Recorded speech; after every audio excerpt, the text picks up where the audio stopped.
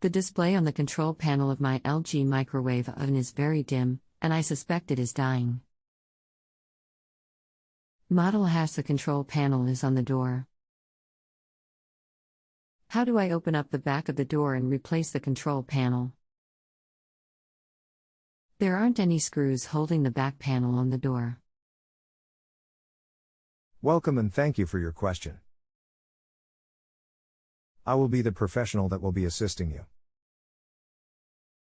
Hi, sorry to hear about the problem you're having. These things can be a little tricky to work on. To get inside you will need a putty knife. The plastic trim piece on the inside of the door needs to be removed.